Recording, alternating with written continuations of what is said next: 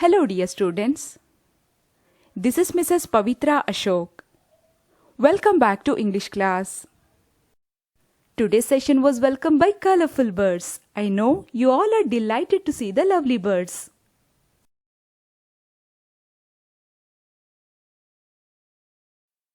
In today's class, we are going to understand the story of a strange bird named Berunda.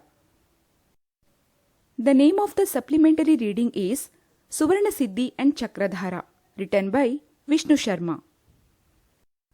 Vishnu Sharma was an Indian scholar and author who is believed to have written the Panchatantra fables. The story of Berunda was narrated by Suvarna Siddhi to his friend Chakradhara. Berunda is also known as the Ganda Berunda, is a two-headed mythological bird of Hindu mythology thought to possess magical strength. It is used as the official emblem by the Karnataka government and it is seen as an intricately sculptured motif in Hindu temples. Now please open your textbook, students. I am going to read first paragraph. Please follow as I read. Suvarna Siddhi told this story to his friend Chakradhara. A big strange bird Berunda lived on the banks of a lake called Sangama. He had two heads and single body. One day, as he was wandering on the banks of the lake, he found a fruit which was as delicious as ambrosia. One of his heads mumbled, "Oh, what a fruit! I am sure the heavens have sent it for me. I am so lucky."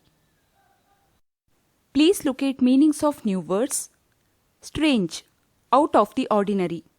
Wander, move about aimlessly or without any destination.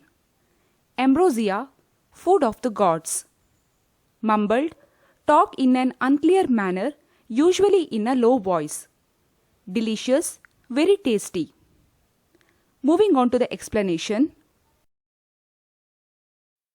As I have already told you, Suvarna Siddhi narrated Berunda's story to his friend Chakradhara. A big strange bird named Berunda lived on the banks of a lake called Sangama. Why is it called as a strange bird? Because it had two heads and single body.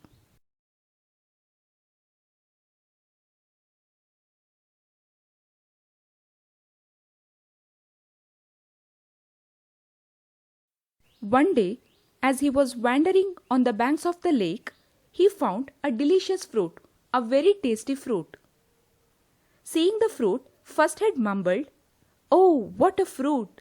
I'm sure the heavens have sent it for me. I'm so lucky." Now please look at second paragraph. Hearing this, the second head said, "Oh brother, let me also taste the fruit you are praising so much." The first head laughed and said, "Both of us have the same stomach. It makes no difference whether I eat or you eat it. I shall give it to our beloved. She will be very happy." Berunda thus gave the fruit to his wife Tatilata. The second head was disappointed at what the first head did. He was waiting for a chance to take revenge. Revenge is an action taken in return for an injury or offense. Moving on to the explanation. When first head found a delicious fruit, the second head wanted to taste it. So he asked the first head, "Oh brother, let me also taste the fruit you are praising so much." But what did the first head do? The first head laughed and said, "Both of us have the same stomach. It makes no difference whether I eat or you eat it. I'll give this delicious fruit to my wife Tatilata." Then the first head gave that fruit to his wife Tatilata. The second head was disappointed. He was very sad. So he was waiting for a chance to take revenge. Now please look at third paragraph. One day, the second head found a poisonous fruit and told the first head, "You treacherous fellow, for what you have done to me, I will eat this poisonous fruit and avenge your insult."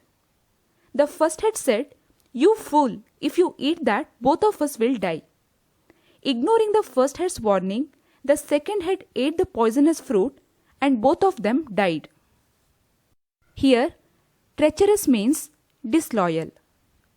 Moving on to the explanation. The first head did not share the delicious fruit with the second head, so the second head was waiting for a chance to take a revenge. Then what happened?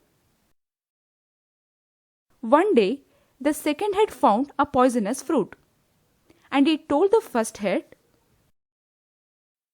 "You treacherous fellow, for what you have done to me, I will eat this poisonous fruit and avenge your insult."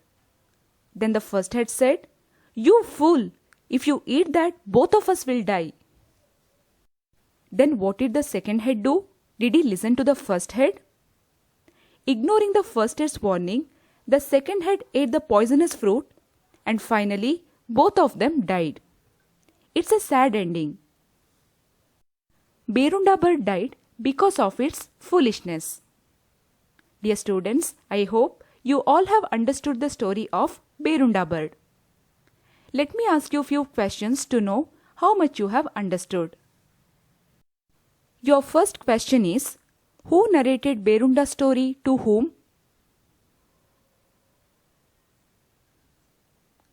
Yes, Suvarnasiddhi narrated Berunda's story to Chakradhara.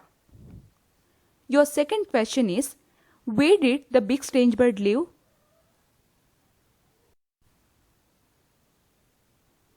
A big strange bird Berunda lived on the banks of a lake called Sangama. Your third question is, what was the name of Berunda bird's wife?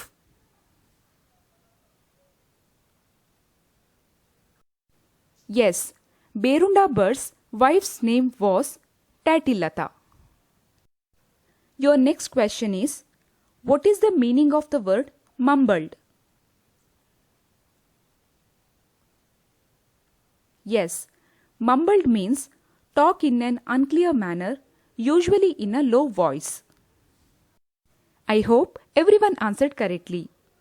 Dear students, now I am going to end up this session. Bye for now. Thank you. Have a great day.